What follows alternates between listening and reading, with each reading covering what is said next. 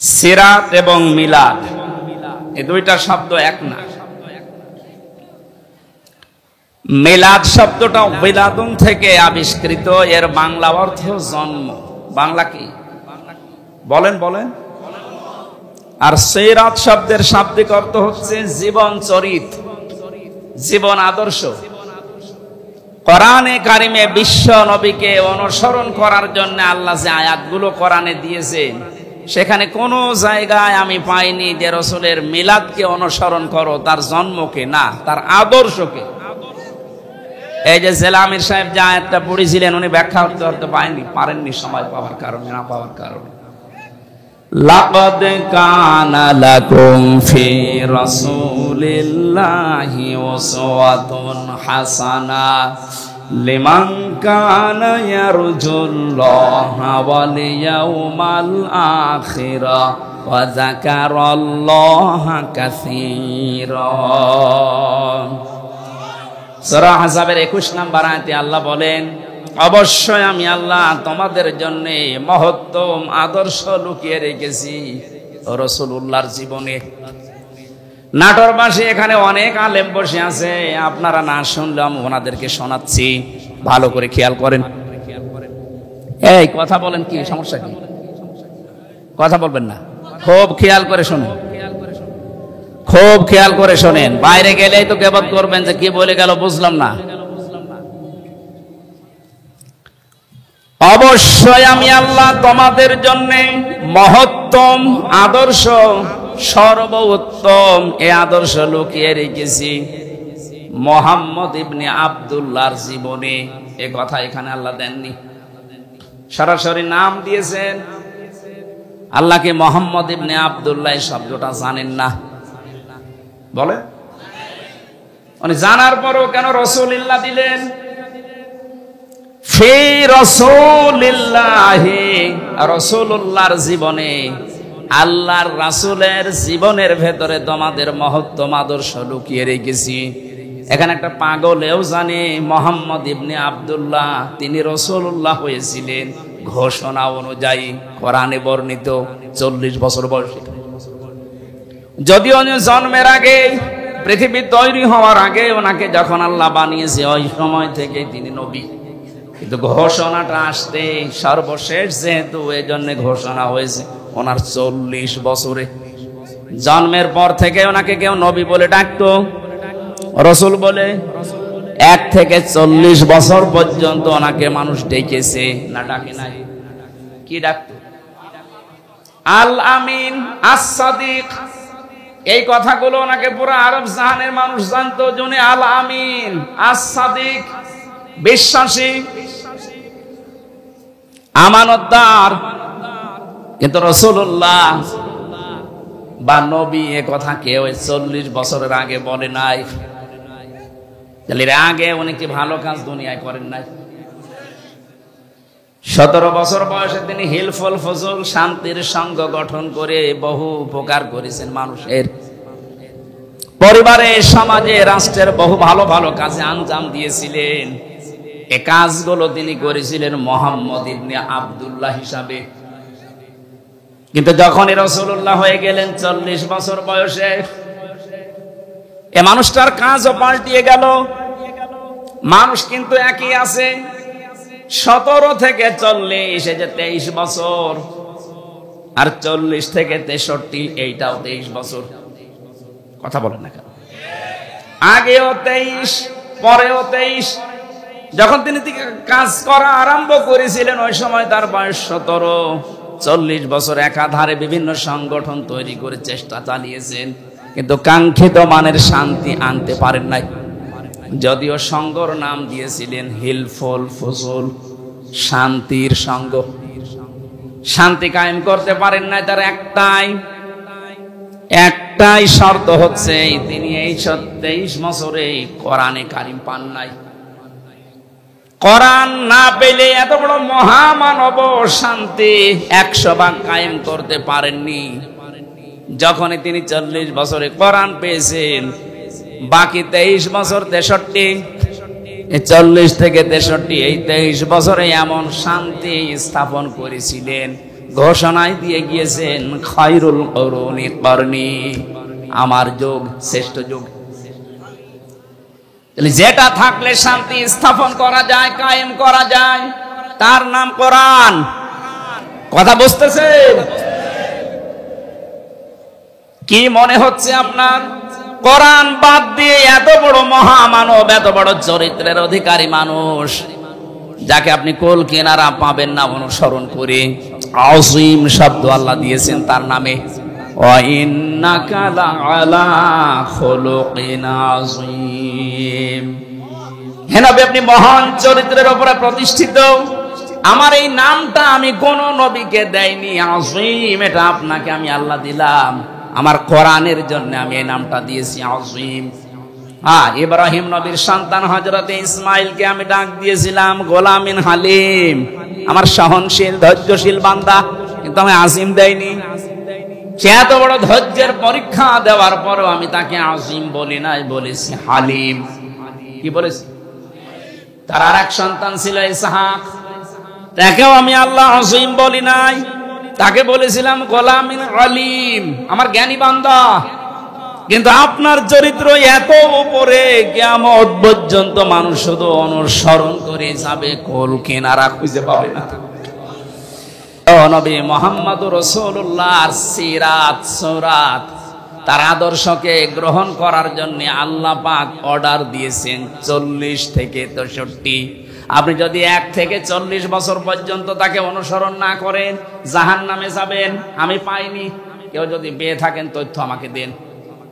কিন্তু 40 থেকে 63, এই 23 বছরে যদি কেউ 1 সেকেন্ডও নবীকে না মানে, সে জাহান্নামে যাবে। অনেক শিক্ষিত জ্ঞানী গুণী মানুষ আছেন, এই জন্য এই তথ্যটা আমি বললাম। যারা আজ বলেন আমি নবীওয়ালা কাজ করি, নবীওয়ালা কাজ শুরু হবে আপনার নবী যখন হয়েছিলেন ওই সময় থেকে। অনেকে জন্মের পর থেকে নবী হয়েছিলেন, এটা কিন্তু অনেকে কাটছাট করে ছড়াবে যে আমির হামজা নবীকে নবী মানে না। আমি কি এটা বোঝাচ্ছি? উনি 1 থেকে 40 বছর পর্যন্ত ঘোষণা হয়নি যে উনি নবী। আরবে কেউ বলতো না, ওনাকে মোহাম্মদ ইবনে আব্দুল্লাহ বলতো। সুতরাং 1 থেকে 40 বছর পর্যন্ত ওনার কোনো শত্রু ছিল না, কেউ বাধাও দেয়নি। অথচ ভালো কাজ কিন্তু এই বছরে করেছে। কারো ঘর পড়ে গেলে ঘর বানিয়ে দিত, কারো মেয়ের বিয়ে না হলে টাকা পয়সা কালেকশন করে মেয়ের বিয়ে দিয়ে দিত, ছেলে মেয়ে লেখাপড়া করতে পারে না, টাকা পয়সা তুলে সেখানে সাহায্য করতো। এই কথাগুলো আমরা সিরাতে পড়েছি। কথা বলেন না কেন? তাহলে ভালো ভালো কাজ করতে গিয়ে পুরো আরব জাহানে ওনার কোন শত্রু ছিল? বলেন বলেন। কেউ তেড়ে এসেছে, কেউ দাঁত ভেঙে দিয়েছে। অথচ 40 বছরে যেই দিন নবী হয়েছেন ওই দিনের দিকে তাকান। জীবনে একটু খেয়াল করে পড়তে পারেন না কোন বিষয় পড়লে?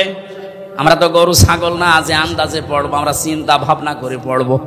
নামের আগে মানুষ আমাদেরকে আলেম লিখে দেয়, এমনি দেয়। হেরা গুহায় তিনি 40 বছর বয়সে সেই দিন প্রথম জিবরাইল এসে বলেছেন ইকরা, তিনি বলেছেন মা আনা বিকারি, আমি পড়তে পারি না। 1 বার 2 বার 3 বার বলার পরে যখন বুকে জড়িয়ে বলেছেন ইকরা বিসমি রাব্বিকাল্লাযী খালাক, সঙ্গে সঙ্গে বিশ্ব নবী এবার পড়া আরম্ভ করলেন। শুধু পড়েননি, একাধারে 5 আয়াত পড়েছিলেন। এবার খেয়াল করেন তো কি বলছে। নাটোর বাসে বিশ্ব নবী প্রথম 3 বার পড়লেন না কেন? বললেন আমি পড়বো না, আমি পড়তে জানি না। কেন? চতুর্থবার যখন তিনি পড়া আরম্ভ করলেন, জিবরাইল কিন্তু প্রশ্ন করেছিলেন যে বারবার আপনাকে বললাম আপনি পড়লেন না, এখন হঠাৎ করে 5টা আয়াত একবারে পড়লেন, কারণ কি? নবীজি উল্টা দিয়েছিলেন প্রশ্ন, হে জিবরাইল তুমি আমাকে তো বলো না যে কি পড়া লাগবে, তুমি খালি ইকরা ইকরা ইকরা বলো, কি পড়বো? যখনই বলেছো বিসমি রাব্বিকা, রবের নামে, তখন কিন্তু আমি আর দেরি করি নাই। কারণ আমি যদি পড়তে চাই আমার রবের নামে পড়বো, কোনো গুরু ঠাকুরের নামে না। ولم يحدث به نفسه مات على شعبة من النفاق রাহু ইবনে মাসাদ ওয়া যাদাহুম ইল্লা ঈমানা ওয়া তাসলিমা আল্লাহুম্মা সাল্লি আলা সাইয়্যিদিনা মাওলানা মুহাম্মাদ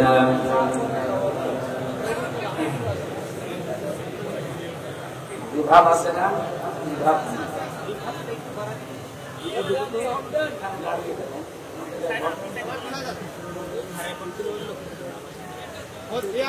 মাওলানা মুহাম্মাদ ওয়ালা আলি সাইয়্যিদিনা মাওলানা হাজারো ব্যথা বেদনার পরে ফিরে আসনি তুমি আপন ঘরে দিনের আলো তুমি ছড়িয়ে দেখে চলে গেলে মদিনায় মক্কা ছেড়ে হে রাসূল তোমাকে ভুলি আমি কেমন করে হে রাসূল তোমাকে ভুলি আমি কেমন করে আলহামদুলিল্লাহ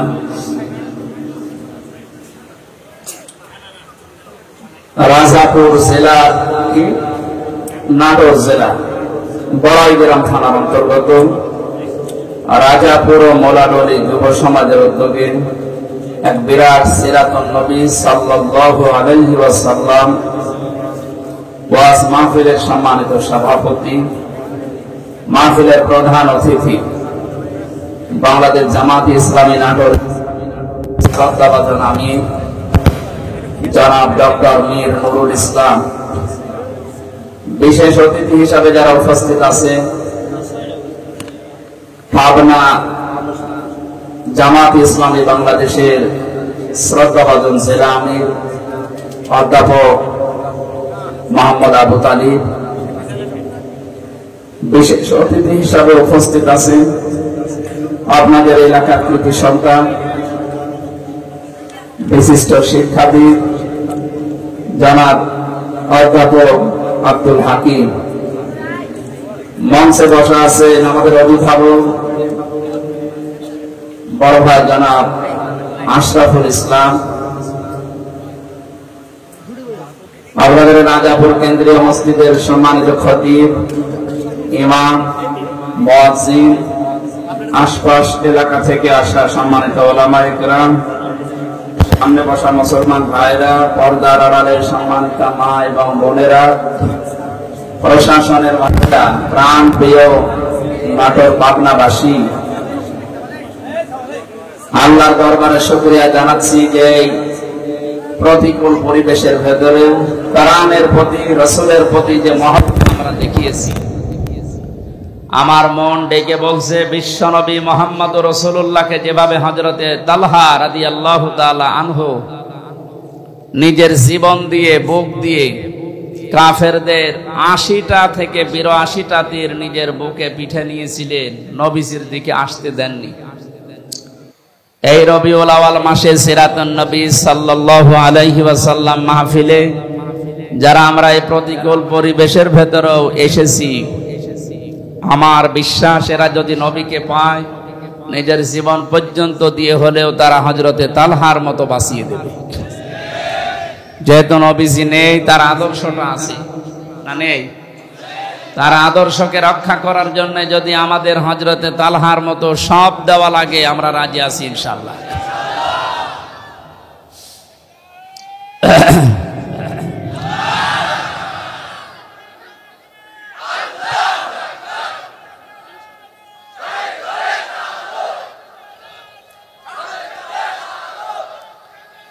আলহামদুলিল্লাহ ভাই,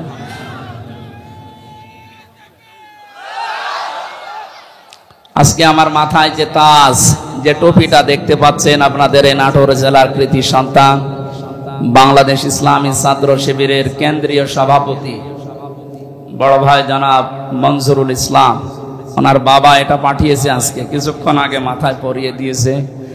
আল্লাহ যেন দুনিয়া আখিরাতে তাকেও সম্মানিত করে।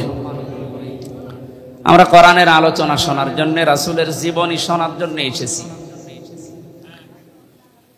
আমরা খুশি হয়ে আগে বলছি আলহামদুলিল্লাহ। বিশ্বনবী যখন শেষ ভাষণ দিয়েছিলেন, তার এই শেষ ভাষণ ছিল মাত্র 27 মিনিট। কয় মিনিট বলেন তো? আমরা কথা বলবো না।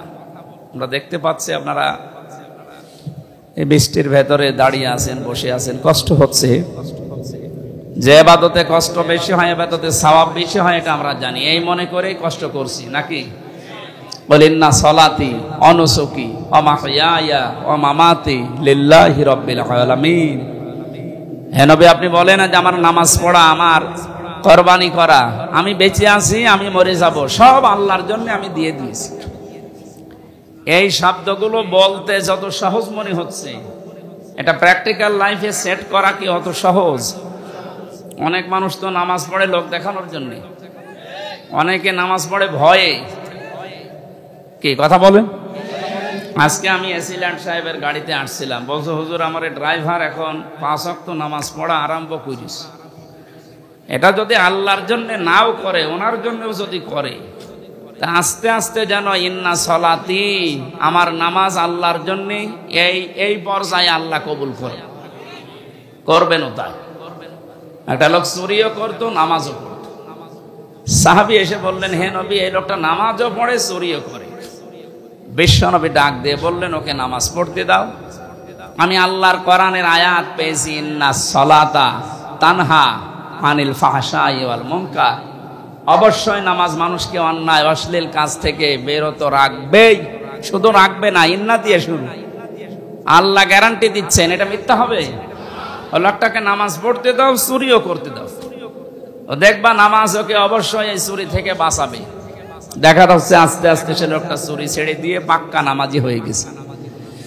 এসিল্যান্ড সাহেবের ড্রাইভারকে উদাহরণ দিলাম এই জন্য। এরকম বহু মানুষ আছে যারা এখন এই বাতাস পরিবর্তনের কারণে আল্লাহর দিকে ফিরে আসতেছে। রমজান আসলে যেমন মানুষ ফিরে আসে দেখি আল্লাহর দিকে, যেহেতু একটা হাওয়া উঠলে ওই বাতাসে, ওই হাওয়ায় কিছু না কিছু উড়াতে থাকে। কথা বুঝতেছেন? একটা হাওয়া লেগেছে এই দেশে, ইসলামের হাওয়া, মানবতার হাওয়া। কালকেও আমি দিনাজপুরে 10 জন মুসলমান হয়েছে স্টেজে আমার হাতে। এর আগে একজন হয়েছিল গাইবান্ধাতে। আমার মনে হচ্ছে 3টা বছর যদি আমি জেলে না থাকতাম, আমার মনে হয় 300-র উপরে পার হয়ে যেত অমুসলিম ইসলাম গ্রহণ করা। যেহেতু চুয়াডাঙ্গায় একটা হয়েছে কয়েকদিন আগে, স্বামী স্ত্রী 2 জন। যেভাবে আরম্ভ হয়েছে আল্লাহর দিনের দিকে আসা, এই বাতাস যদি অব্যাহত থাকে, মানুষ ইসলামের দিকে আসবে। এ পৃথিবীর শ্রেষ্ঠ ধর্ম, আল্লাহর পক্ষ থেকে যেটা পাঠানো ইসলাম, আল্লাহ যেন শান্তির ধর্মে অন্যান্য ধর্মের মানুষদেরকে আসার তৌফিক দেন। তাহলে আমাদের নামাজ, আমার রোজা, আমার যাকাত, আমার কোরবানি, আমি বেঁচে আছি, আমি মরে যাব, সব কার জন্য বলেন তো? আল্লাহর জন্য ইনশাআল্লাহ। 27টা মিনিটে নবীজি বক্তব্য দিয়ে শেষ কথা বলেছিলেন, তারাকতু ফীকুম আমরাইন, আমি তোমাদের জন্য 2টা জিনিস রেখে গেলাম। লাং তাদিল্লু, তাদিল্লু এটা মজারে, বর্তমান ভবিষ্যৎ, প্রেজেন্ট ফিউচার। মজারের আগে লান আসলে অর্থ হয় কখনোই হবে না। বিশ্বনবী গ্যারান্টি দিচ্ছেন, কারণ নবীজি কোনো কথা বলতেন না যতক্ষণ আল্লাহ তাকে বলতে না বলতেন। ওমা ইয়ানতিকু আনিল হাওয়া ইন হুয়া ইল্লা ওয়াহয়ুন ইউহা। আমার নবী অতক্ষণ পর্যন্ত কোনো কথাই বলে না তোমাদের সামনে, যতক্ষণ জিবরাইল তাকে বলতে না বলে। জিবরাইল ততক্ষণ একটা কথাও পৌঁছায় না যতক্ষণ আমি আল্লাহ তাকে না বলি। সুতরাং নবীজি যে বললেন লাং তাদিল্লু, তোমরা পথভ্রষ্ট হবে না, পথ হারাবে না, না খেয়ে থাকবে না, মায়ের খাবে না, লাঞ্ছনা গঞ্জনা অপমান অপদস্থর শিকার হবে না। লাং তাদিল্লু মা তামাসসাকতুম বিহিমা কিতাবাল্লাহ ওয়া সুন্নাতু রাসূলিহি। যদি আল্লাহর পাঠানো কিতাব যেটা রেখে গেলাম আর আমার আদর্শ যেটা রাখলাম, শব্দের দিকে খেয়াল করেছেন? কিতাব আল্লাহি বলার পরে আল্লাহর নবী বলেছেন সুন্নাতু রাসূলিহি, আমার রাসূলের যে সুন্নাহ আদর্শ রাখলাম। নবীজিকে বলতে পারতেন না বিলাদুন, যে আমার জন্ম বৃত্তান্ত তোমাদের জন্য রেখে গেলাম, শুধু ওইটা নিয়ে মাতামাতি করবা? মিলাদ নিয়ে আজ যত পাগল আমরা এই তিনটা দেশে দেখতে পাচ্ছি, ভারত, বাংলাদেশ আর পাকিস্তানে। বিশ্বের বহু দেশে ঘুরে আমি এত পাগলামি পাইনি। আপনার তো পাগল হওয়া দরকার, আশিক হওয়া দরকার রাসূলের আদর্শের। কথা বলেন এখানে। আপনি পাগল হয়েছেন তার মিলাদ নিয়ে। আমি মিলাদ বিরোধী না, কিন্তু মিলাদ যে উদ্দেশ্যে এসেছে, বিশ্বনবীর ইন্তেকালের 600 বছর পরে এটার আবিষ্কার, আর নবীজির জন্মের পর থেকে শুরু করে এখনো পর্যন্ত যেটা আছে, কিয়ামত পর্যন্ত যেটা থাকবে, তার আদর্শ কি থাকবে? তার রেখে যাওয়া সুন্নাহ আদর্শ। এইটাকে যদি আমরা আঁকড়িয়ে ধরতে পারি, কোনদিন আমাদেরকে পথ ভ্রান্ত কেউ করতে পারবে না ইনশাআল্লাহ। নবীজির জীবনের 27 মিনিটের এই বক্তব্যের শেষ কথা এইটাই ছিল। আমরা এই কথাটা যদি সত্যিই মেনে নিতে পারি, আগামীতে আমাদের যে সুদিন আসতেছে, রাসূলের এই আদর্শ দিয়ে আমাদের ব্যক্তি, পরিবার, সমাজ, রাষ্ট্র আমরা সাজাতে পারবো ইনশাআল্লাহ। আমরা কোরআন এবং হাদিস থেকে সিরাতুন নবীকে সামনে নিয়ে কথা বলার চেষ্টা চালাচ্ছি। আমা তাওফীকি ইল্লা বিল্লাহ। সিরাত এবং মিলাদ এই দুইটা শব্দ এক না। মিলাদ শব্দটা বিলাদুন থেকে আবিষ্কৃত, এর বাংলা অর্থ জন্ম। বাংলা কি বলেন বলেন?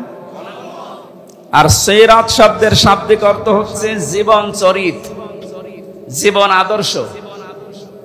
কোরআনে কারিমে বিশ্ব নবীকে অনুসরণ করার জন্য আল্লাহ যে আয়াতগুলো কোরআনে দিয়েছেন, সেখানে কোনো জায়গায় আমি পাইনি যে রাসূলের মিলাদকে অনুসরণ করো, তার জন্মকে না, তার আদর্শকে। এই যে জেলামির সাহেব যে আয়াতটা পড়েছিলেন, উনি ব্যাখ্যা করতে পারেননি সময় পাওয়ার কারণে, না পাওয়ার কারণে।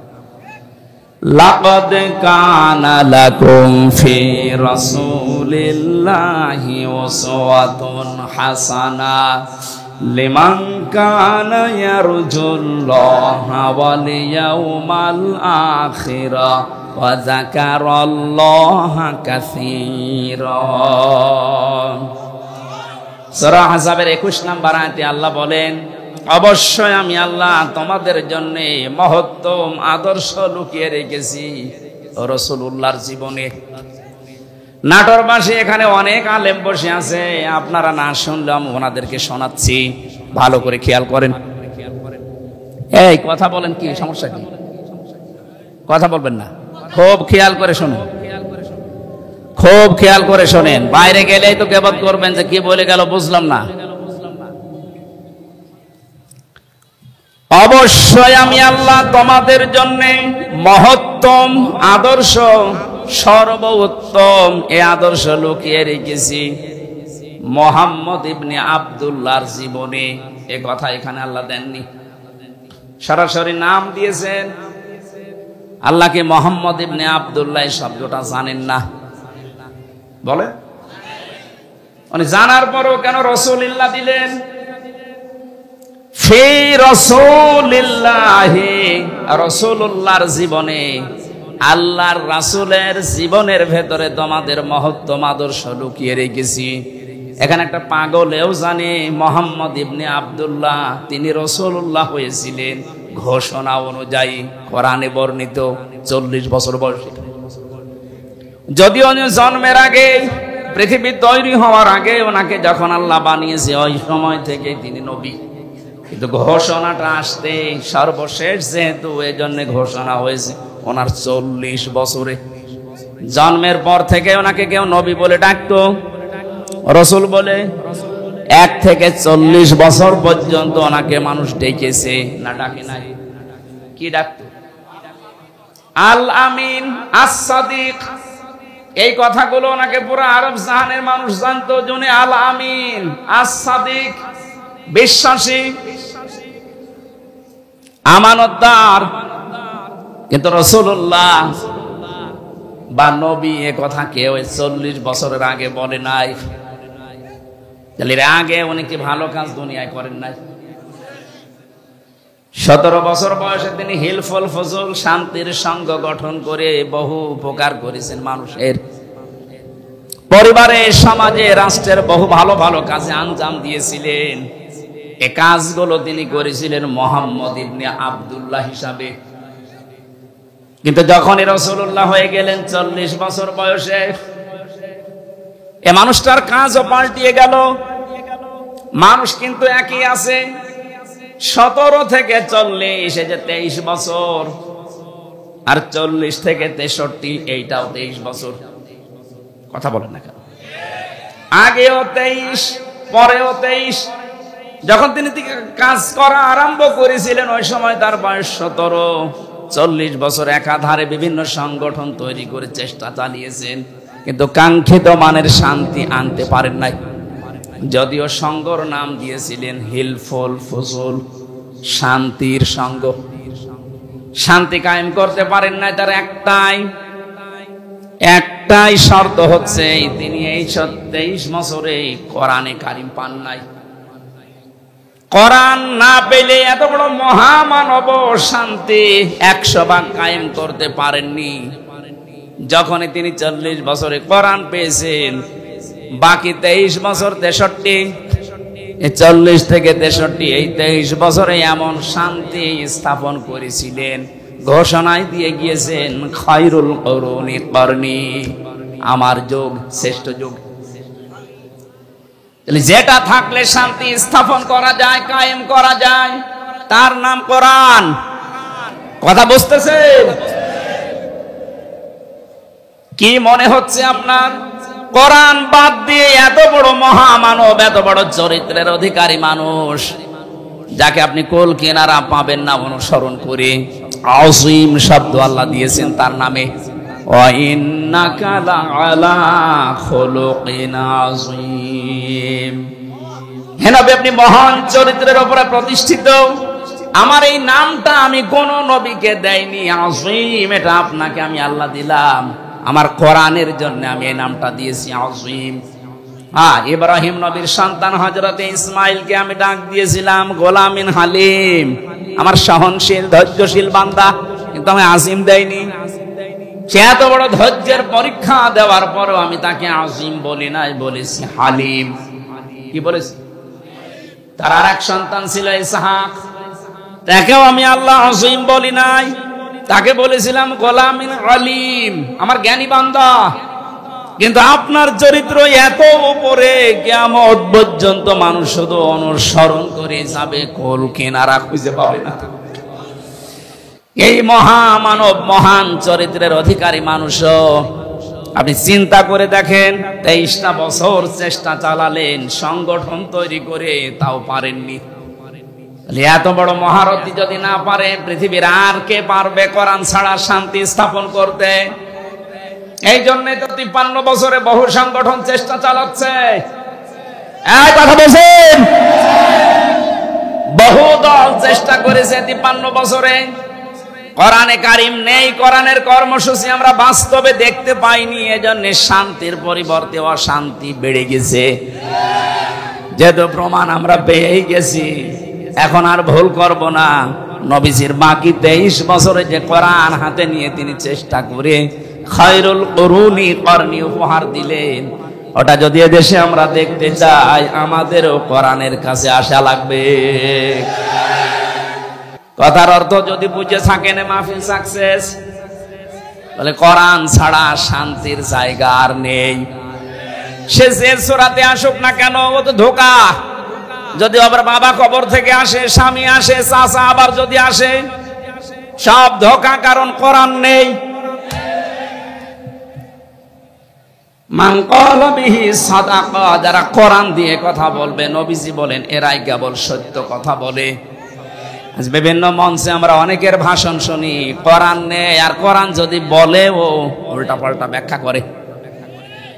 আমরা কিছু মানুষের কোরআনের আয়াত শুনেছি বলতে, বলে লাকুম দীনুকুম ওয়ালিয়া দীন, রাহুল বুখারী। আয়াত পড়েছে কি কোরআনের, কিসে? আর নাম বসে কিসে? আয়াত পড়ছে কোরআনের আর নাম বসে বুখারীর। অথচ কোরআনে কারিমে কত স্পষ্ট ভাবে ধারালো জোরালো ভাবে আল্লাহ জানিয়েছেন, ওয়ালাউ তাকাওয়াল আলাইনা বা'দাল আকাবিল লা আখাযনা মিনহু বিল ইয়ামিন সুম্মা লাকাতা'না মিনহুল ওয়াতিন। সূরা হাক্কাতের 44, 45, 46 নম্বর আয়াত। আল্লাহ পাক বলেন, হে নবী, আমার কোরআনের ভেতরে যদি নিজের কোনো কথা আমার নামে চালিয়ে দিতেন যে এইটাও আল্লাহ বলেছে, যেমন উনি বলল লাকুম দীনুকুম ওয়ালিয়া দীন, রাহুল বুখারী, কথা আল্লাহ আর চালাচ্ছে নবীজির নামে। আপনি যদি আমার কোরআনের ভেতরে কোনো কথা এরকম বানিয়ে বলেন যে এইটাও আল্লাহর কথা, কি করব জানেন? আপনাকে আপনার ডান হাত চেপে ধরবো, কণ্ঠ নালী কেটে ফেলে দেব। না, ঠিক নেই। আপনি আলেম, আন্দাজ চিল্লাচ্ছেন, বসে আছে দেখছেন না বড় বড় হুজুর। আমরা যারা সিলেবাস ভুক্ত আলেম, প্রচলিত, সে দাওরা পাস বলেন আর কামেল পাস বলেন, অনার্স মাস্টার্স যারা আমরা করি, কোরআনের উপরে প্রচলিত ধারাবাহিক যে সিলেবাস, এই অনুযায়ী আমাদের এইভাবে পড়ানো হয়েছিল, এই জন্য মনে হয় বলছে ঠিক। আল্লাহ বলেন লা আখাযনা, একালিপ টান আছে। আমি জেলখানায় থাকতে মাওলানা মামুনুল হক, মাওলানা শাকাওয়াত হোসেন রাজি, এই দুইজনের সাথে 3টা বছর ছিলাম।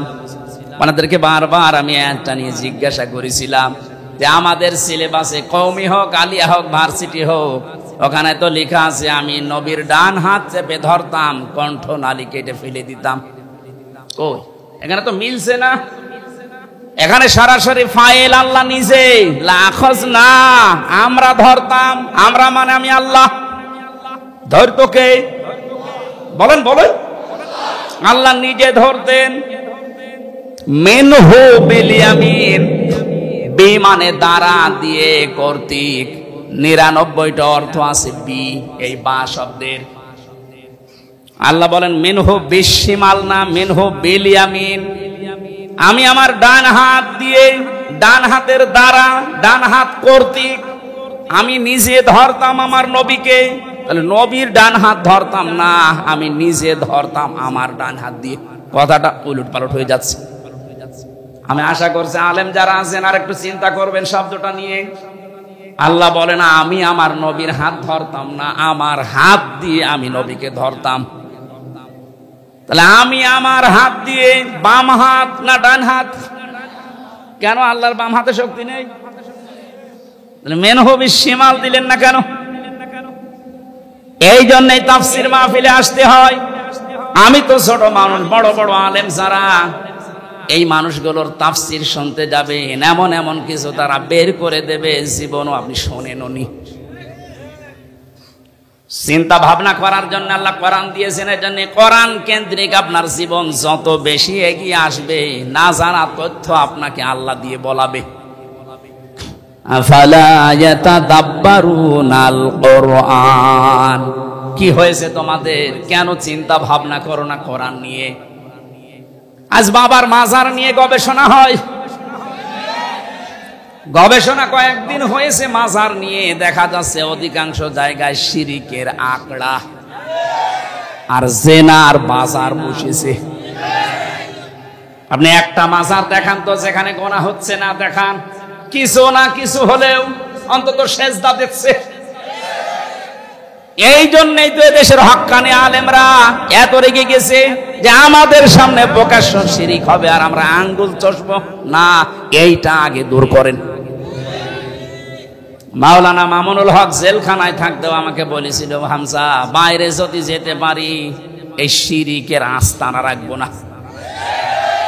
বক্তব্য দিয়েছে কোরআন হাদিসের সাথে যে কবর যে মাজার মেলে না ওটা ভেঙ্গে গুড়িয়ে দেন।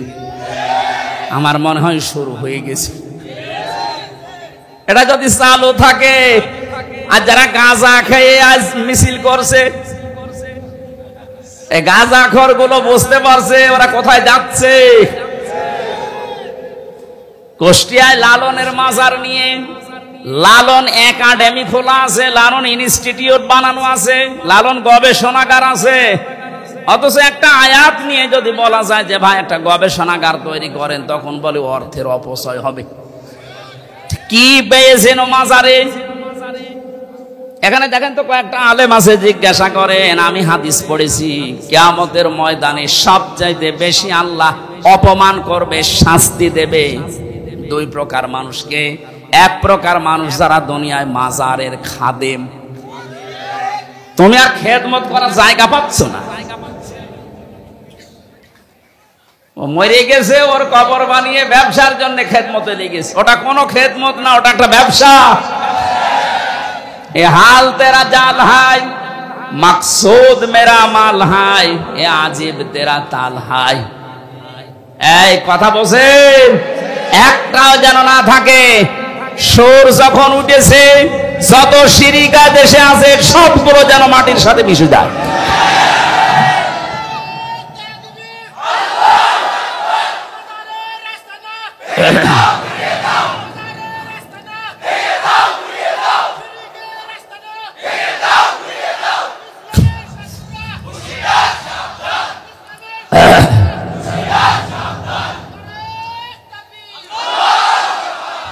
মাজার বলতে কবর, যেটা নবীদের কবর, সাহাবীদের কবর, আল্লাহর ওলিদের কবর আমরা সম্মান করি, সেটা ঘিরে রাখেন।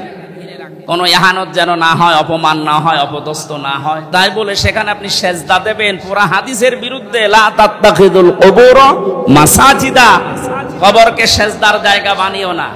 অধিকাংশ কবরগুলোতে আর সেজদা দিচ্ছেন, এই জন্য আলেমরা রেগে গেছে। এরা রেগেছিল 16 বছর আগে, কিন্তু কথা বলতে পারে নাই। তাই হ্যাঁ, কথা বলছেন, আমাদের রাগ সেই 16 বছর আগে থেকে, কিন্তু আমরা তো কথা বলতে পারছি না। এসেছি মনে হয় আজ 16 বছর হয় না। না, আমি 12 সালের থেকে শুরু। 12 আর 24 কত হয়? 12 বছর। তো এখনো তো 4 বছর লাগবে। তা আমার এই মানে সেই এই ময়দানে আসার আগ থেকে আলেমরা চেষ্টা করেছিল, কিন্তু কি করবে, মুখে তালা লাগানো। এই যে কয়েকদিন আগে আমার মামলা খারিজ হয়ে গেছে সব। বিচারপতিকে জিজ্ঞাসা করবো যে স্যার, এই মামলা তো 3 বছর আপনার হাতে ছিল, তখন তো কিছু বললেন না, এখন বলছেন কোনো মাল নেই, কি দেখে বিচার করব? উনি এই কথা বলতো যে হুজুর আমার হাত বাঁধা। কি বাঁধা? হাত যেহেতু এখন খোলা হয়ে গেছে, এদেশের 1628টা চেয়ার আছে, একটা হাত শুধু খোলা ছিল, বাকি 1627টা হাত বাঁধা ছিল। এখন ওই হাত খোলা মানুষ যেহেতু পালিয়ে গেছে, আর ওনার ছেলে যা কথা বলেছে পরশুদিন, যে দেশের মানুষ আমার মাকে কুকুরের মতো তাড়িয়ে দিল, একটা কথা হইল।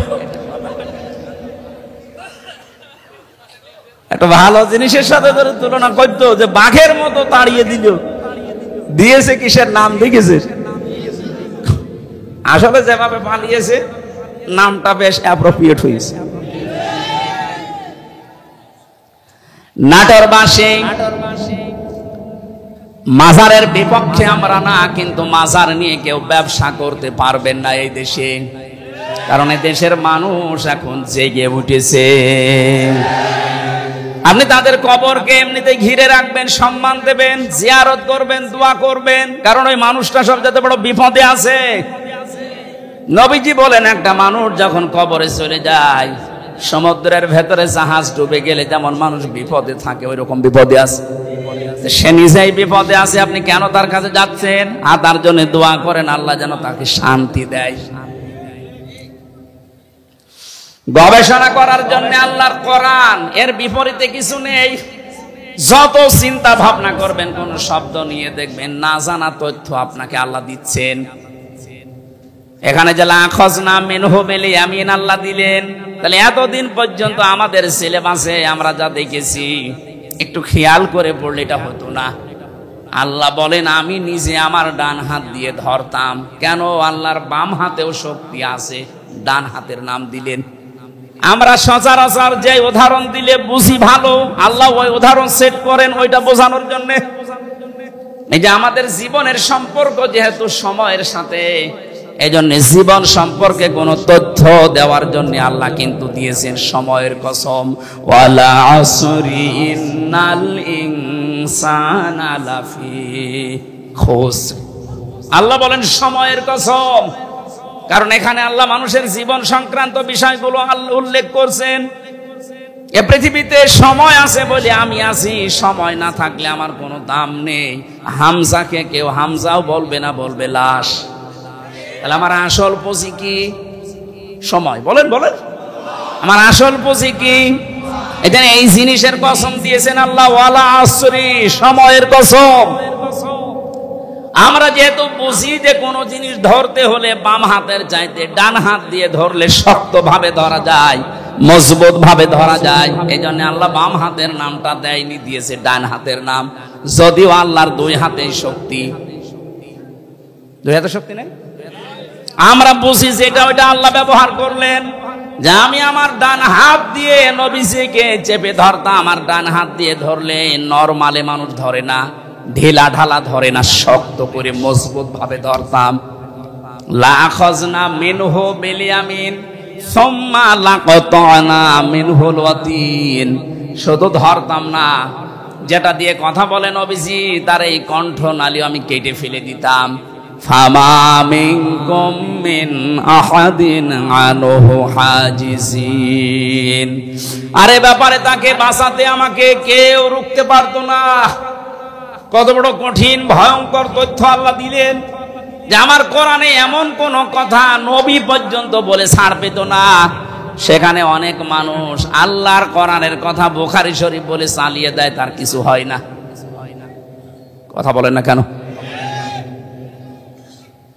এই জন্য যারা কোরআন বাদ দিয়ে কথা বলবে, কোরআনে কারিমের তথ্য বাদ দিয়ে যারা এই কথা বলবে, ওদের কথার ভেতরে ভেজাল থাকার সম্ভাবনা নেই।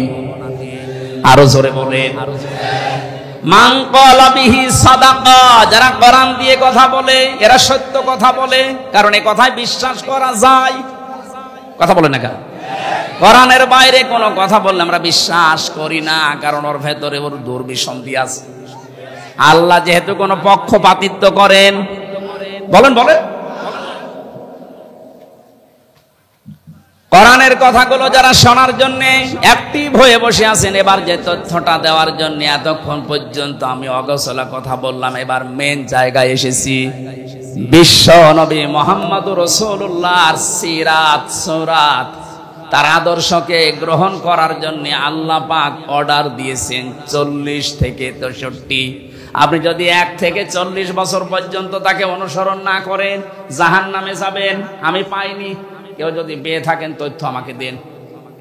কিন্তু 40 থেকে 63 এই 23 বছরে যদি কেউ 1 সেকেন্ডও নবীকে না মানে, সে জাহান্নামে যাবে।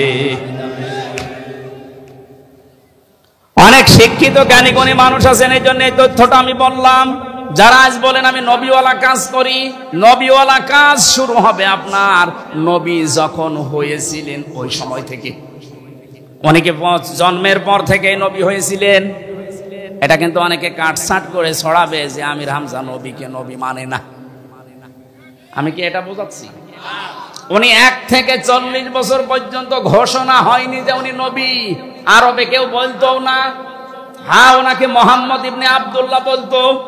সুতরাং 1 থেকে 40 বছর পর্যন্ত ওনার কোনো শত্রু ছিল না, কেউ বাধাও দেয়নি। অথচ ভালো কাজ কিন্তু এই বছরে করেছে। কারো ঘর পড়ে গেলে ঘর বানিয়ে দিত, কারো মেয়ের বিয়ে না হলে টাকা পয়সা কালেকশন করে মেয়ের বিয়ে দিয়ে দিত, ছেলে মেয়ে লেখাপড়া করতে পারে না, টাকা পয়সা তুলে সেখানে সাহায্য করতো। এই কথাগুলো আমরা সিরাতে পড়েছি। কথা বলেন না কেন? তাহলে ভালো ভালো কাজ করতে গিয়ে পুরা আরব জাহানে ওনার কোন শত্রু ছিল? বলেন বলেন। কেউ তেড়ে এসেছে, কেউ দাঁত ভেঙে দিয়েছে, অথচ 40 বছরে যেই দিন নবী হয়েছেন ওই দিনের দিকে তাকান। জীবনে একটু খেয়াল করে পড়তে পারেন না কোনো বিষয় পড়লে? আমরা তো গরু ছাগল না যে আন্দাজে পড়বো, আমরা চিন্তা ভাবনা করে পড়বো। নামের আগে মানুষ আমাদেরকে আলেম লিখে দেয়, এমনি দেয়। হেরা গুহায় তিনি 40 বছর বয়সে সেই দিন প্রথম জিবরাইল এসে বলেছেন ইকরা, তিনি বলেছেন মা আনা বিকারি, আমি পড়তে পারি না। একবার, দুইবার, তিনবার বলার পরে যখন বুকে জড়িয়ে বলেছেন ইকরা বিসমি রাব্বিকাল্লাযী খালাক, সঙ্গে সঙ্গে বিশ্ব নবী এবার পড়া আরম্ভ করলেন। শুধু পড়েননি, একাধারে 5 আয়াত পড়েছিলেন। এবার খেয়াল করেন তো কি বলছে। নাটোর বাসে বিশ্ব নবী প্রথম 3 বার পড়লেন না কেন? বললেন আমি পড়বো না, আমি পড়তে জানি না। কেন? চতুর্থবার যখন তিনি পড়া আরম্ভ করলেন, জিবরাইল কিন্তু প্রশ্ন করেছিলেন যে বারবার আপনাকে বললাম আপনি পড়লেন না, এখন হঠাৎ করে 5টা আয়াত একবারে পড়লেন, কারণ কি? নবীজি উল্টা দিয়েছিলেন প্রশ্ন, হে জিবরাইল তুমি আমাকে তো বলো না যে কি পড়া লাগবে, তুমি খালি ইকরা ইকরা ইকরা বলো, কি পড়বো? যখনই বলেছো বিসমি রাব্বিকা, রবের নামে, তখন কিন্তু আমি আর দেরি করি নাই। কারণ আমি যদি পড়তেই চাই আমার রবের নামে পড়বো, কোনো গুরু ঠাকুরের নামে না। এতক্ষণ পর্যন্ত যদি বলতে বিসমি রাব্বিকা, রবের নামে পড়েন, আমি তো আরম্ভ করে দিতাম। আমার প্রত্যেকটি পদক্ষেপ যেহেতু আমার উম্মতের জন্য শিক্ষা, কিয়ামত পর্যন্ত আমার উম্মত যারা দুনিয়ায় আসবে তারা যেন রব ছাড়া কারো নামে না পড়ে। নবীর উম্মতেরা 96% মুসলমান এই দেশে আমরা নবীর উম্মত বলে দাবি করছি, অথচ 16 বছরের শিক্ষা ব্যবস্থা কোথায় নামিয়েছে? রবের নামে যে পড়াশোনাগুলো ছিল সেগুলো তুলে দিয়েছে, আরো চেষ্টা চালাচ্ছিল। আল্লাহ দয়া করে যদি আমাদেরকে স্বাধীনতা না দিত, আমার মনে হয় যা অবস্থা শুরু হয়েছিল। কয়েকদিন আগে দেখলাম সুনামগঞ্জে ইসলাম শিক্ষা পড়াচ্ছে একটা হিন্দু স্যার। আপনি চিন্তা করতে পারেন কোথায় শিক্ষা নেমেছে। মুসলমানদের 96% এই দেশে বসবাস, মুসলমানদের ছেলে মেয়েরা সব সামনে, আর ইসলাম শিক্ষা পড়াচ্ছে একটা হিন্দু টিচার। মুসলমান পাচ্ছেন না আপনি? সে আমাদের ধর্ম সম্পর্কে কি জানবে বলেন? আমার আল্লাহরে বিশ্বাস করে না সে, আমার রাসূলকে সে মানে না, সে কি পড়াবে? কোথায় নেমেছিল? আমি আর নিচে নামলাম না, কারণ আপনার নিচের খবর সব আপনারা জানেন। বাস্তবে এটা এখন থেকে আজকে সিদ্ধান্ত পাল্টিয়ে যান। ধর্ম উপদেষ্টা ডক্টর আফামা খালিদ সাহেব দায়িত্ব নেওয়ার পর থেকে বারবার বলছে আমরা শিক্ষা ব্যবস্থায় আগে নবীর ওই জীবনী, সাহাবীদের, আবু বকরের জীবনী আবার নিয়ে আসতে চাই। কারণ এগুলোর ভেতরে যে শিক্ষা আছে, মানুষের ভেতরে এগুলো থাকলে মানুষ মানুষ হবে। বলুন, আর বাবার জীবনী পড়ে আমি করব কি? কারণ বাবার জীবনী আমার কাছে পরিষ্কার না। সে ছোটবেলায় কি করেছিল আমি জানি না। কথা বলেন না কেন? এমনকি তার মা বাবার ঠিক আছে কিনা তাও আমরা জানি না। এটা মনে হয় বেশি বলে ফেললাম। না না, বেশি বলিনি। আমি কিছুক্ষণ আগে পড়ে আসলাম আমার ফাঁসি চাই, বীর মুক্তিযোদ্ধা মতিয়ার রহমান রিন্টুর লেখা। আপনি পড়ে দেখেন, ও লোকটা নিজে নিজের ফাঁসি চাচ্ছে এমনি।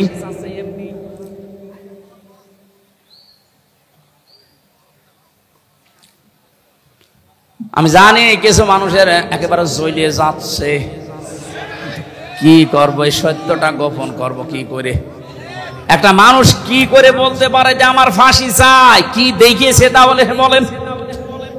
পুরা দেখলাম বইয়ের ভেতরে, একেবারে মনে আছে দেখে দেখে পড়ছি। যদি রাগ হয় একটু বইটা পড়ে নিয়েন, রাগ এমনি মাটি হয়ে যাবে। পৃথিবীর কোন মানুষের জীবনী দিয়ে আপনার জীবন পাল্টাবে না যতক্ষণ পর্যন্ত আপনার সামনে মুহাম্মদ রাসূলুল্লাহর জীবনী না আসবে। কারণ এটা মহত্তম আদর্শ। হ্যাঁ, কাদের জন্য এটা? সবার জন্য না। এবার আসেন তো, নাটোরে এই প্রকার মানুষ আছে কিনা? এই আমি বলবো তো আগে, আয়াতের পরবর্তীতে আল্লাহ তিনটা কথা লাগিয়েছেন, যাদের ভেতরে এই তিনটা গুণ পাওয়া যাবে তাদের জন্য বিশ্ব নবী হবেন আদর্শ। এক নম্বরে লিমান কানা ইয়ারজুল্লাহ, দুনিয়ায় যে কাজ করতে গিয়ে যারা আল্লাহর সন্তুষ্টির দিকে খেয়াল করে যে এ কাজে আমার আল্লাহ রাজি আছে, তো এ কাজে আবার আল্লাহ নারাজ হয়ে যাবে না, তো এইটা খেয়াল করে যারা দুনিয়ার জীবন চালাবে, এই মানুষগুলোর জন্য মুহাম্মদুর রাসূলুল্লাহ হবেন আদর্শ। আপনি এদেশে এবার আপনার নিজের দিকে তাকান, আপনার সব কাজ আল্লাহর খুশির জন্য হচ্ছে তো না? লিমান কানা ইয়ারজুল্লাহ ওয়াল ইয়াউমাল আখিরা, রাজাআ ইয়ারজিউ মানে ফিরে আসা, যে মানুষগুলো সব কিছু আল্লাহর সন্তুষ্টির জন্য, আল্লাহকে দেখানোর জন্য করে, আল্লাহর দিকে ফিরে আসে। দুই নম্বরে কিয়ামতে জবাব দিতে হবে, এই টেন্ডেন্সি যাদের তৈরি হচ্ছে। গত পরশুদিন ছিলাম যশোরের বেনাপোল, প্রধান অতিথি ছিলেন বাংলাদেশ জামাত ইসলামের একজন কেন্দ্রীয় নেতা মাওলানা আজিজুর রহমান। এলাকার মানুষকে আমি গোপনে গোপনে যতগুলো মানুষ ধরেছিলাম, লোকজন প্রত্যেক কি ওখানে সমস্যা কি?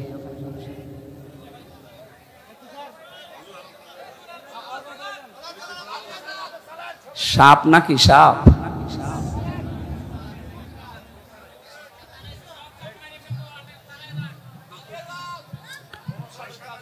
সুবহানাল্লাহ আলহামদুলিল্লাহ লা ইলাহা ইল্লাল্লাহ, সুবহানাল্লাহ আলহামদুলিল্লাহ লা ইলাহা ইল্লাল্লাহ, লা ইলাহা ইল্লাল্লাহ।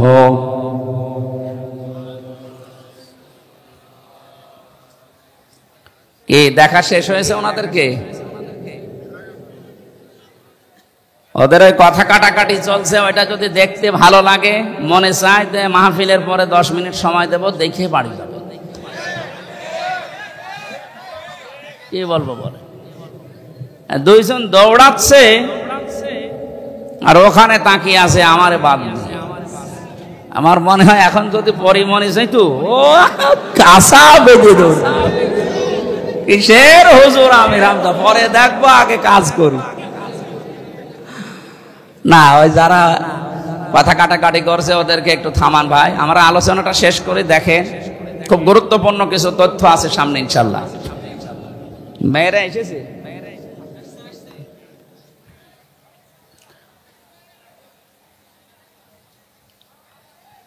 দুই নম্বরে ওনার কথা বলছিলাম এই কারণে যে ইয়ারজুল্লাহ ওয়াল ইয়াউমাল আখিরা, কিয়ামতে জবাব দেওয়া লাগবে আল্লাহর দরবারে। বিশ্বাসটা যার ভেতরে আসবে বেশি, তার জন্য মুহাম্মদুর রাসূলুল্লাহ হবেন আদর্শ। উনি একটা চাকরি করেন কলেজে, যেই কয়দিন ক্লাস নিতে পারে না, শুনলাম এই মানুষটা ওই কয়দিনের বেতন সরকারের খাতায় ফেরত দিয়েছে। জিজ্ঞাসা করলাম কেন এমন করে? ওনার ভেতরে এই ভয়, না জানি ওই টাকা যদি নিয়ে আমি খাবার খেই, দুনিয়ায় আমার রক্ত গোশত যেটা চর্বি হবে, ওটা কিয়ামতে আল্লাহ জাহান্নামে জ্বালাবে। কিয়ামতের এই বিশ্বাস যদি মানুষের ভেতরে তৈরি হয়, সে কোটি কোটি টাকা আত্মসাৎ করতে পারবে। বলেন, এ দরবেশ বাবার ভেতরে এই বিশ্বাসটা ছিল না, এজন্য এত বড় দাড়ি নিয়েও এত টাকা আত্মসাৎ করিস। যাদের ভেতরে এটা তৈরি হবে তাদের জন্য নবী আদর্শ। যাদের ভেতরে এটা তৈরি হবে না যে জবাব দেওয়া লাগবে, তার দাড়ি বড় হতে পারে, জব্বা বড় হতে পারে, পাগড়ি বড় হতে পারে, 24 ঘন্টা নামাজে থাকতে পারে, কিন্তু ওর আদর্শ ও রাসূলুল্লাহ এখনো হয়নি। আর নবীজি যদি কারো আদর্শ না হয়, আপনার কি মনে হয় ওকে জান্নাত পাওয়ার কথা? না। ওয়া যাকারাল্লাহ কাসীরা, তাদের জীবনে সবচাইতে বেশি আলোচনা হবে আল্লাহর। কার? আরো জোরে বলেন। সবচাইতে বেশি আলোচনা পাবেন তাদের জীবনে আল্লাহর। আমরা এই বাস্তবতা দেখেছি এই 16 বছরে, আল্লাহর আলোচনার চাইতে বিভিন্ন মানুষের আলোচনা আমরা বেশি শুনি। মুসলিম যে কয়টা দেশে ঘুরলাম, বিশ্ব রোডের পাশে পাশে দেখা দেখলাম লা ইলাহা ইল্লাল্লাহ সুবহানাল্লাহ আস্তাগফিরুল্লাহ লা হাওলা ওয়ালা কুওয়াতা।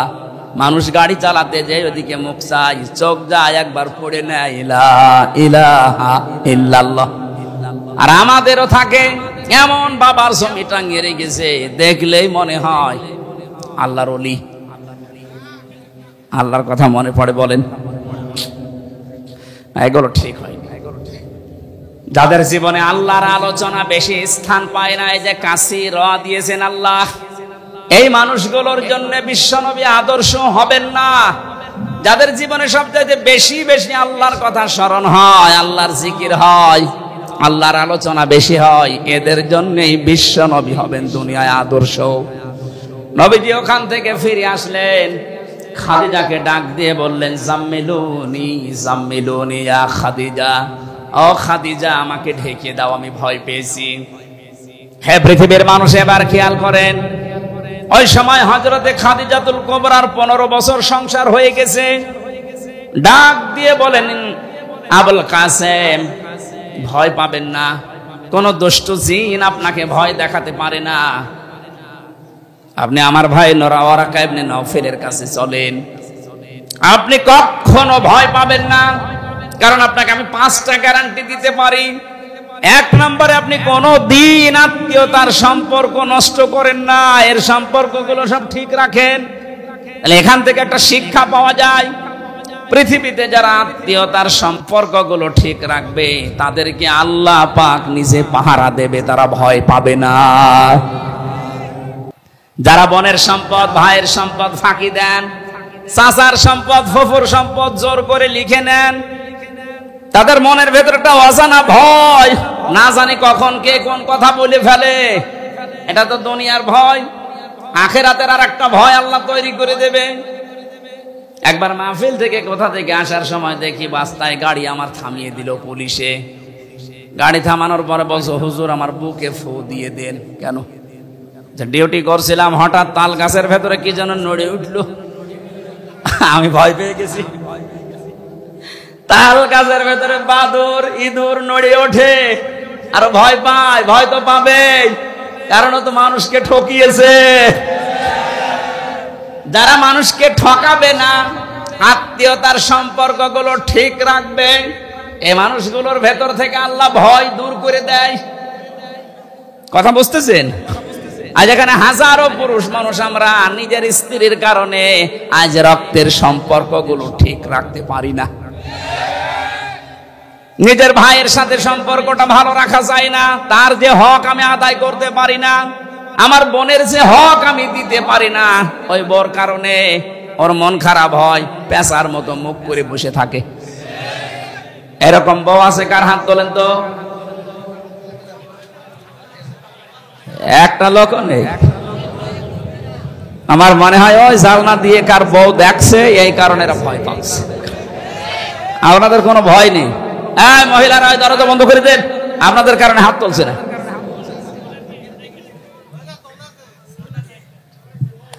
আমি হাসির জন্য বলি না, এটা বাস্তব। নবীজি বলেন কোন স্ত্রী যদি চায় যে আমার স্বামী বেশি দিন দুনিয়ায় বেঁচে থাক, তার হায়াত বেড়ে যাক, তার সম্পদ বেড়ে যাক, তার সম্মান বেড়ে যাক, সে যেন আত্মীয়তার সম্পর্কগুলো ঠিক রাখার জন্য স্বামীকে তাকিদ দেয়। এরকম বউ দেশে কম না? আমার মনে হয় জরিপে 100 জনের 98 জনই ফেল। কথা বলে না কেন? রাসূলের স্ত্রী সাক্ষী দিচ্ছে, হ্যাঁ নবী আপনি ভয় পাবেন না, আপনি জীবনে আত্মীয়তার সম্পর্ক তো নষ্ট করেন না। আজ নিজের স্ত্রী, সন্তান, মেয়ে, ছেলে এদেরকে সুখে রাখার জন্য ভাইয়ের জমি ফাঁকি দিলেন, বোনের জমি ফাঁকি দিয়ে মেরে দিলেন। অথচ এই মানুষগুলো যে পাপটা হয়ে গেল, এই পাপের বোঝা ওরা কেউ নেবে না, সব আপনাকেই বহন করা লাগবে। কামাই করছেন ওদের সুখের জন্য, কিন্তু পাপের ভাগ শুধু আপনার নিজের জন্য। এরকম পাগল দুনিয়ায় আমরা আছি। এ পাগলামি আমরা আর করবো না। বউ যদি না থাকে, না থাক, আর একটা বিয়ে করবো, হ্যাঁ এটা তো আমরা রাজি আছি।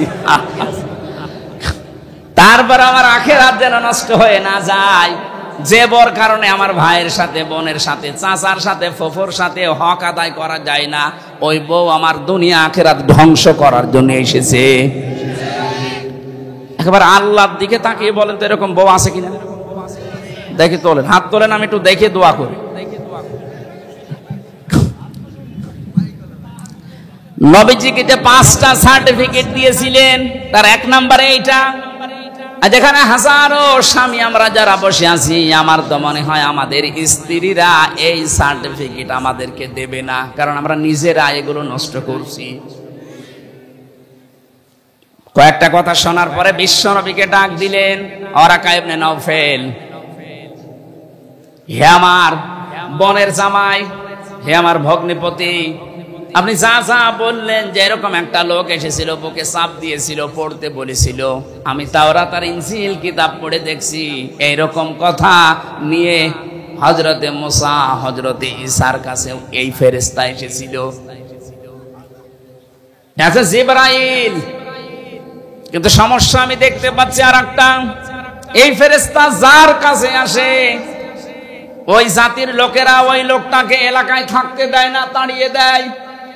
আমার তো মনে হচ্ছে যে ফেরেশতা আপনার সাথে দেখা করেছে, কথা বলেছে, ওহী নাযিল করেছে, কিছুদিনের ভেতরে আপনার এলাকার মানুষেরা, বংশের মানুষেরা আপনার শত্রু হয়ে দাঁড়াবে, আপনাকে দেশ থেকে তাড়িয়েও দেবে।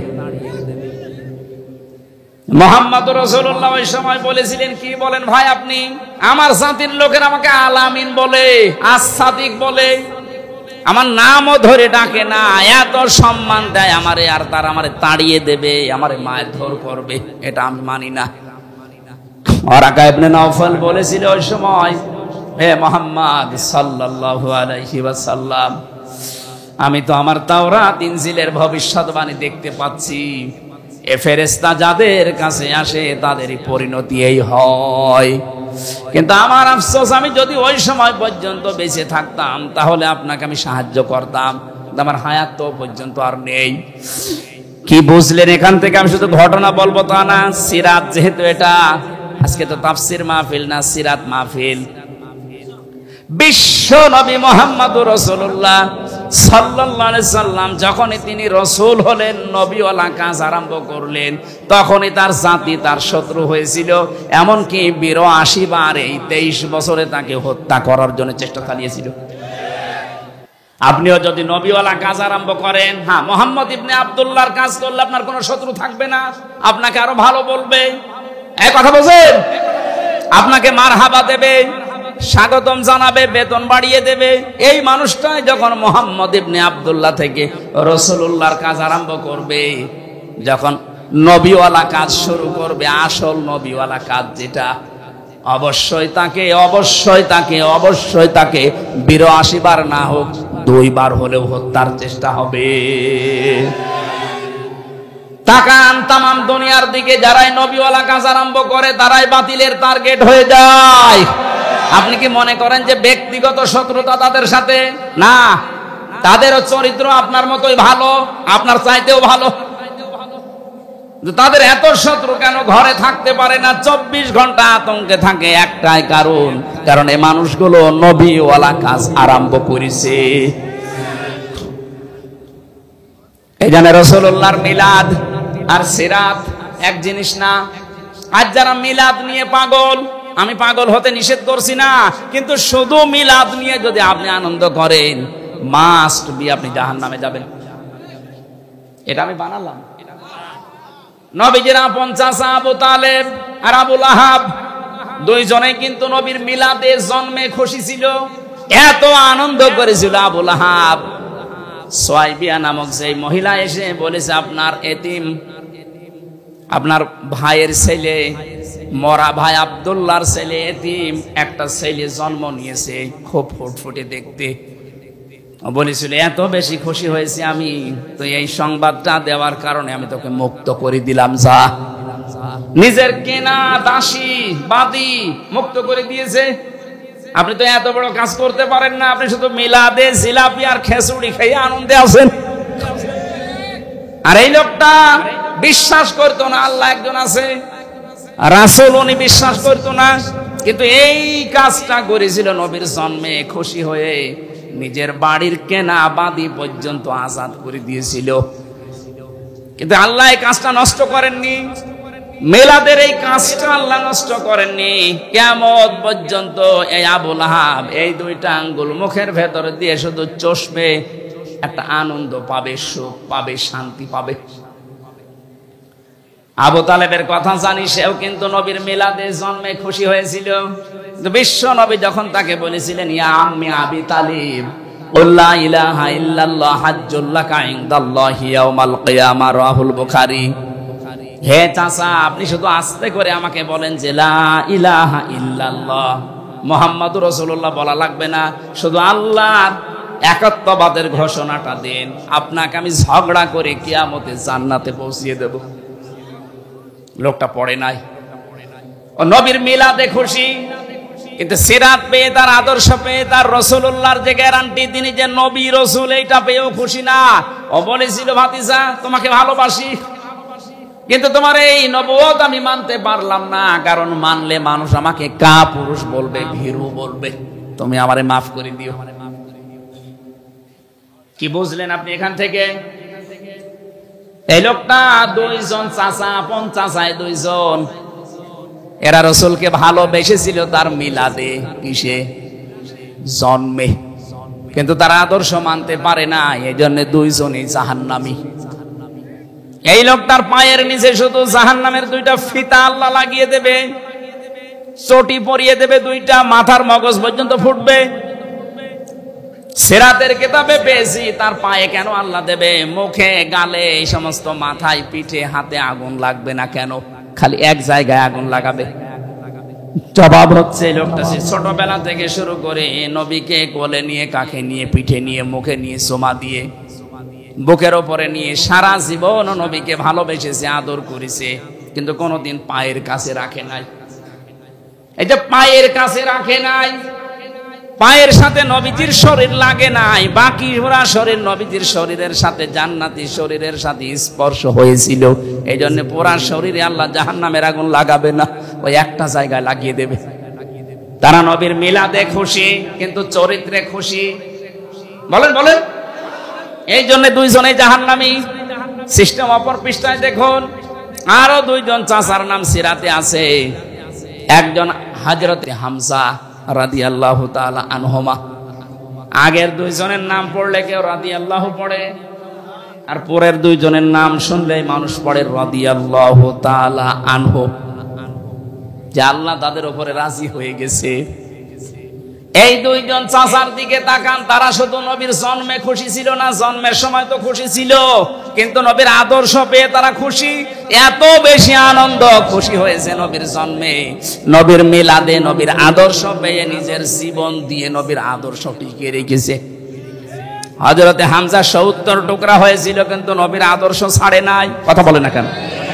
হযরতে আব্বাস, যে যে বোতাম ছিল তার শরীরের ভেতরে, যে জামার বোতাম, এগুলো সব স্বর্ণের। আল্লাহর নবী মুহাম্মদুর রাসূলুল্লাহ সাল্লাল্লাহু আলাইহি সাল্লাম ডাক দিয়ে বলেছিলেন, চাচা আপনাকে, আপনি আমার চাচা বলে ছেড়ে দিতে পারবো না। কেন? আপনি আসার সময় জিহাদের এই ময়দানে, বদরে আসার আগে আমার চাচির কাছে আপনি কিছু স্বর্ণের জিনিসপত্র রেখে এসেছিলেন, যদি মুক্তি পেতে চান ওইগুলো দিয়ে মুক্তিপণ হিসাবে তারপরে মুক্তি পাবেন। হযরতে আব্বাস ডাক দিয়ে বলে, ভাতিজা মুহাম্মদ, আমি আসার সময় ঘরের ভেতরে তোমার চাচির কাছে স্বর্ণের এই জিনিসগুলো রেখেছি, তোমার চাচি আর আমি ছাড়া কেউ জানে না, তুমি জানলে কি করে? বিশ্বনবী বলেন, চাচা শুধু ওইটা না, আপনি যা করেন জিবরাইল আমারে সব আগে থেকে জানিয়ে দিয়েছে। হযরতে আব্বাস বলে, ভাতিজা এত গোপনের কথা যদি তোমার আল্লাহ তোমাকে জিবরাইল দিয়ে জানিয়ে দেয়, আমি আর গোপনে থাকবো না, তুমি আমাকে এই মুহূর্তে ইসলামে প্রবেশ করাও। হযরতে আব্বাস নবীর আদর্শ মেনে নিয়ে বলেছিলেন, মান যাকা তা'মাল ঈমান মান রাদিয়া বিল্লাহি রাব্বা আবে ইসলামি দীনা আবে মুহাম্মাদুর রাসূলুল্লাহ সাল্লাল্লাহু আলাইহি ওয়াসাল্লাম নাবিয়্যা ওয়া রাসূলা, রাহু মুসলিম। হযরতে আব্বাস বলেছিলেন, কেউ যদি ঈমানের স্বাদ পেতে চাও, আল্লাহকে রব, ইসলামকে জীবন ব্যবস্থা, আর মুহাম্মদুর রাসূলুল্লাহকে কেউ যদি নবী এবং রাসূল এই পৃথিবীতে মেনে নিতে পারো, সেই ঈমানের স্বাদ পাবা। সে শুধু নবীর জন্মে খুশি ছিল না, নবীর আদর্শেও খুশি ছিল। আমি যে 4 জন চাচার নাম বললাম, 2 জন চাচা জান্নাতি, 2 জন চাচা জাহান্নামী। পার্থক্য এতটুকুই, 2 জন আদর্শ পেয়ে খুশি, সিরাত পেয়ে, নবীর সিরাত আদর্শ পেয়ে খুশি, আর 2 জন শুধু জন্ম নিয়ে খুশি। আমরা কি শুধু মিলাদ পড়বো না নবীর আদর্শ মানতে চাই? এবার আসেন তো, বিশ্ব নবীকে আল্লাহ এই পৃথিবীতে যে উদ্দেশ্য নিয়ে পাঠালেন, কোরআনে কারীমের সূরা ফাতিহী, এটা 28 নম্বর আয়াত। এটা রব্বুল আলামিন বলেন, হুয়াল্লাযী আরসালা রাসূলাহু বিল হুদা ওয়া দীনিল হক। যেহেতু রাসূলকে আল্লাহ পাঠিয়েছেন এই পৃথিবীতে একটা উদ্দেশ্য নিয়ে, আমরা যদি আজ নবীর আদর্শ মানতে চাই, এরকম প্রায় 65টা বিষয় আমি সাজিয়েছি পুরা কোরআন আর হাদিস থেকে, একটা মাত্র বলছি। আপনি যদি 65 দিন দাওয়াত দেন একাধারে, 65টা বিষয় বললে শেষ হবে। আজকে একটা চলছে। তিনি সে আল্লাহ যিনি তার রাসূলকে তিনি হক দিয়ে সত্যের বিধান সহ দুনিয়ায় পাঠালেন। একটাই উদ্দেশ্য তার, লিইয়ুযহিরাহু আলাদ দীনি কুল্লি। দুনিয়ায় যত ধর্ম আছে, নিয়ম নীতি বানানো আছে, সব মাইনাস করে সবার উপরে আল্লাহর দ্বীনকে তিনি বিজয় করবেন। এইটাই রাসূলের কাজ। এটা কার কাজ? এইটাই রাসূলের কাজ ছিল। যত নিয়ম নীতি ধর্ম বানানো আছে দুনিয়ায়, 4500-এর উপর এখন ধর্ম আছে, সব কিছুকে পেছনে ফেলে ইসলামকে তিনি বিজয় করবেন। আলাদ্দীনি কুল্লিহি, যত দিন আছে আপনি মানুষ মেনে চলে, যত দিন, সব দিনকে পেছনে ফেলে দেওয়া লাগবে, ইসলামকে বিজয় করা লাগবে। এইটাই রাসূলের কাজ। আর রাসূলকে যারা মেনে নেয় তাদের একই কাজ। কথা বলেন। ইসলাম আমরা জানি, ইসলাম আবার 2 প্রকার। কয় প্রকার? বলেন বলেন। 1 নম্বরের ইসলাম হচ্ছে প্রাকৃতিক ইসলাম, আর একটা হচ্ছে শারঈ ইসলাম। প্রাকৃতিক ইসলাম যেটা, এটা আমার আল্লাহ নিজে বানিয়েছেন, নিজেই কায়েম করে দিয়েছেন। এই যে সূর্যটা ওঠে, সূর্যটা ডোবে, এটা আমার আল্লাহ বানিয়েছেন, কিয়ামত পর্যন্ত এই নিয়মে চলবে। এটা প্রাকৃতিক। এটা কি? আম গাছে আম ধরে, জাম ধরে না। সমস্যা কি? যা বলবেন পরে। কি বলছে একটা প্রশ্ন করলে বলতে পারবেন না। ইসলাম কয় প্রকার বললাম? একটা প্রাকৃতিক আর একটা শারঈ। প্রাকৃতিকটা তৈরি করেন আল্লাহ, কায়েম করেন আল্লাহ। যেমন আম গাছে আম হয়, জাম গাছে জাম হয়, এটা বানিয়েছে কে? এটা আপনি বানাবেন, আপনার বানানোর দরকার নেই। কিয়ামত পর্যন্ত এইভাবেই চলবে। কিন্তু শারঈ ইসলাম যেটা, ওটা কিন্তু আল্লাহ পাক নিজে বানিয়ে পাঠিয়েছেন, ওটা কায়েমও করবেন না, দেখাবেনও না। এখন কিয়ামত পর্যন্ত ওনার দায়িত্ব এটা না। শারঈ ইসলাম পৃথিবীতে কায়েম করার দায়িত্ব আমাদের। এই জন্য আমরা খলিফা। এই দায়িত্ব কার? আমরা যদি এই দায়িত্বটা এখন পালন না করে দুনিয়ার মানুষের উপরে ছেড়ে দেই, ফেরেশতাদের উপরে ছেড়ে দেই, বলেন আপনি আল্লাহর প্রাকৃতিক ইসলাম বাদ দিয়ে শারঈ ইসলামের জন্য কি করছেন? এটা যদি আজ কায়েম করার জন্য চেষ্টা চালায়, এটা অতীতে আল্লাহ কায়েম করে দেয়নি, ভবিষ্যতে দেবে না, এখনো দিচ্ছে না। এটা তো আমি বানালাম। ইন্নাল্লাহা লা ইউগায়্যিরু মা বিকওমিন হাত্তা ইউগায়্যিরু মা বিআনফুসিহিম। আল্লাহ পাক বলেন, যতদিন পর্যন্ত কোন জাতি তার ভাগ্য পরিবর্তন না করবে, আমি আল্লাহর অত দায় পড়ে নাই যে আমি ওর ভাগ্য পরিবর্তন করে দেব না। ওরা নিজেরা পাল্টাবে, তারপর আমি চেষ্টা করব। কথা বলছে, আমাদের ভাগ্য পাল্টাতে হবে আমাদেরকে। শারঈ ইসলাম যেটা এদেশে কায়েম করার দায়িত্ব ফেরেশতার না, কার? বলেন বলেন। মাতা, যে ব্যক্তি মরে গেল, অলাম ইয়াখজু, কিন্তু ইসলাম কায়েম করার জন্য গজওয়া করে নাই, আন্দোলন করে নাই, চেষ্টা করে নাই। অলাম ইউহাদ্দিস বিহি নাফসাহু, মনের ভেতরের আশা আকাঙ্ক্ষাও ছিল না যে দিন কায়েম হোক। মাতা আলা শুবাতিন মিনান নিফাক, নবীজি বলেন যদি মরে যায় তো মুনাফিক হয়ে মরবে। তাহলে আপনার নামাজ দিয়ে, রোজা দিয়ে, হজ দিয়ে, যাকাত দিয়ে, দাড়ি টুপি পাগড়ি দিয়ে আপনি মুনাফিকের মরণ থেকে বাঁচতে পারবেন না যতদিন শারঈ ইসলাম, যেটা সব দিনের উপরে ইসলামকে বিজয় করার জন্য কাজ না করবেন। এটা যদি কেউ রাজনীতি মনে করেন, হ্যাঁ এটা রাজনীতি। আকাফা বিল্লাহি শাহিদা, এটার জন্য সাক্ষী হিসাবে যথেষ্ট কে? আপনি কেউ যদি দুনিয়ায় কাজ না করে, আমার আল্লাহ বলেন আমি নিজেই যথেষ্ট। নবীকে আমি এটা পাঠিয়েছি করার জন্য, নবী সেটা করবে যত বাধা আসুক। আর নবীর উম্মত যারা দাবি করছে তাদেরই একই কাজ। আল্লাহ আমাদেরকে সিরাতের এই অনুষ্ঠানে আপনি লিখে দিয়েছেন সিরাতুন নবী সাল্লাল্লাহু আলাইহি ওয়াসাল্লাম মাহফিল। ওনাকে যে উদ্দেশ্য নিয়ে আল্লাহ পাঠিয়েছে, ওই উদ্দেশ্যে আপনি সামনে এগিয়ে আসবেন। শুধু মিলাদ পড়ে জিলাপি আর খেচুড়ি খাওয়া না, নবীর চাচা হামজার মতো জীবনের কলিজা দিয়ে হলেও তার আদর্শ মানা লাগবে। আল্লাহ তুমি আমাকে সহ যারা শুনলাম নবীদের এই উদ্দেশ্যকে সামনে নিয়ে আসার তৌফিক দান করো, আমিন। اللهم آمين. ربنا ظلمنا أنفسنا وإن لم تغفر لنا وترحمنا لنكونن من الخاسرين. ও মাবুদ, তোমার নবীর জীবনী আমরা শুনছিলাম, যতগুলো শিক্ষা তুমি আজকে আমাদেরকে দিতে চেয়েছো, লিইয়ুযহিরাহু আলাদ দীনি কুল্লিহি, আল্লাহ এই শিক্ষাটা তুমি আমাদের জীবনে বাস্তবায়ন করে দাও। অনেকে না বুঝে আমাদের বিরোধিতা করে, আল্লাহ তাদের বুঝ দাও।